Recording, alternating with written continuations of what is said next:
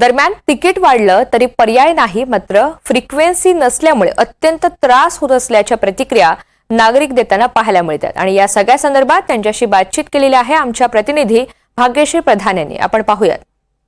बेस्टचं ticket दर वाढतं, इथे देखील अनेक जण नागरिक आता बेस्टच्या लाईनीसाठी उभे आहेत। दादा, तिकीट 1 तारखेपासून वाढणार आहे, 5 रुपयाचं तिकीट 10 रुपयावर पोहोचणार आहे, कसं बघता?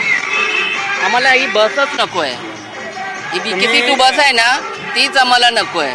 ह्याचं काहीच होत नाही आहे।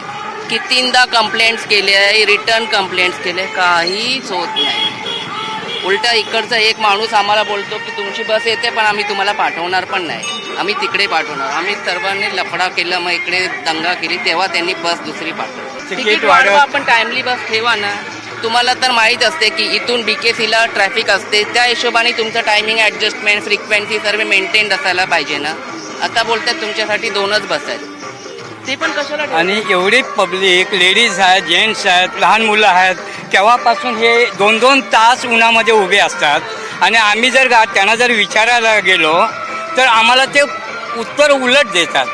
आम्ही काय करणार? तुम्ही वरती जा, तुम्ही कुलाब्याला जा, आम्ही कुठे जाणार? काम सोडून तर आम्ही जाणार ना। आमच्या ऑफिसच्या टायमावरती तरी आम्हाला आलं पाहिजे जायला, ते पण आम्हाला मिळत नाही। आणि इकडून ऑटोवाले आहेत, ऑटोवाले 30 रुपये घ्यायचे, त्याचे 40 रुपये 50 रुपये घेतात। हे आम्ही पब्लिक काय करणार त्याच्यामध्ये? बराच वेळ तुम्हाला उन्हात उभं राहावं लागतंय, 1 तारखेपासून रेट देखील वाढवणार आहेत, कसं बघताय? खूप बिकट परिस्थिती आहे, कारण एवढ्या रखरखत्या उन्हामध्ये अगदी पाऊण तास आम्ही लोक उभे आहोत। खूप बेकार हालत होते आणि कधी ऑन टाईम आम्ही ऑफिसला पोहोचत नाही, कधीच नाही। दादा आहेत, आपण यांना विचार। दादा, किती वेळ झाला उभे आहात? मी 20 मिनिटापासून उभा आहे, अर्धा तास आलाय पूर्ण। तिकीट वाढवणार आहे कसं बेस्टचं? काय आयडिया नाही मला त्याबद्दल। 1 तारखेपासून 5 रुपयाचं तिकीट 10 रुपये करतायत, कसं बघता?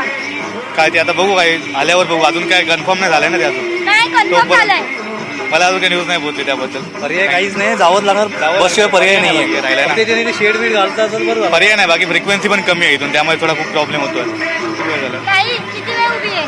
आधे घंटे से आधे घंटे से। अभी ट्रेन भी बढ़ने वाले हैं, कुछ बताओगे क्या बेस्ट को?